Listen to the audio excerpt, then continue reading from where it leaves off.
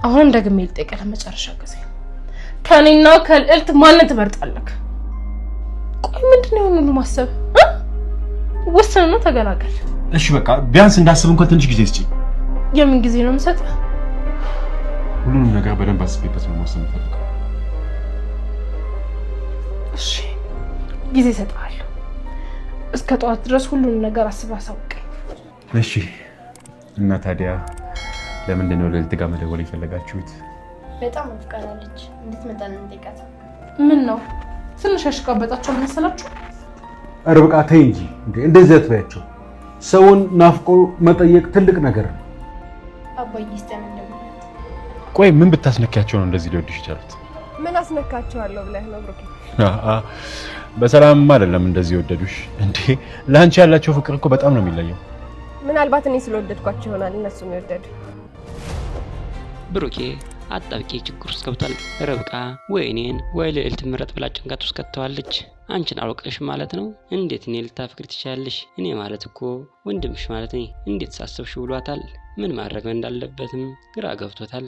አቶ ዘነበ ይሄን ጉድ ቢሰማ ምን ይላል ብሎ በጣም ተጨንቋል። የማህሌት አጋጅ ዛሬ ሚኪል ሊገለው ቀጠሮ ይዞለታል። ከዛሬ ማለፍ የለበትም እያለ ይገኛል። ደግሞ እኮ ጥሩ ስራ እንደሚሰራ ሰው ሁሉ ማህሌትን ወንድምሽን ልገለው ነው ብሎም ሲያማክራት ይታያል። ግን ደግሞ ሊምረው እንደነበርና ሚኪም የጠየቀውን ነገር እንዳላደረገለት አሳማኝ ምክንያት ነግሯታል። በዛሬው ክፍል ካሌብና ፌቨን ተከስተዋል። ልዕልት እንደናፈቀቻቸውና አብራቸው ራት እንድትበላም ጋብዘዋታል። አቤት ሲወዷት! እሷን በጣም ነው የምትወዳቸው። ርብቃ ግን መቼም ቢሆን ተንኮል ከመስራት ወደ ኋላ አትልም። ብሩኬ አንቺን አልፈልግሽም ከልዕልት ጋር ነው የሆነው ካለ ሁለቶችን የማጋደማቸው ከዚህ በኋላ ብሩኬ ብቻ ነው እያለች ትገኛለች። በሌላኛው ጉዳያችን ስንገባ ወይዘሮ ሩት ጭንቀት ውስጥ ገብታለች።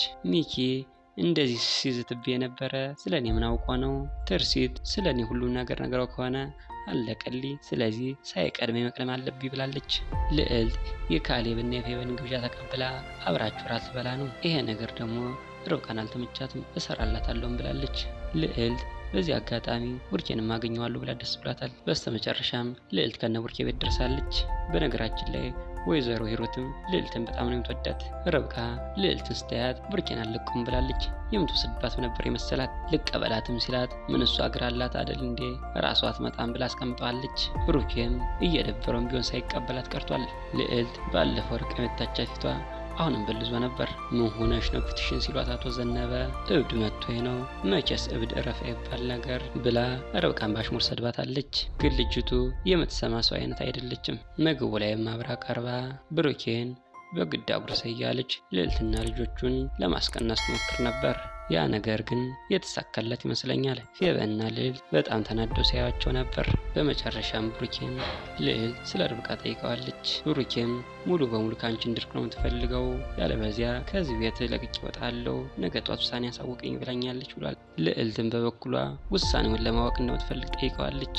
ማንን የሚመርጥ ይመስላችኋል? በኮሜንት ጻፉልኝ።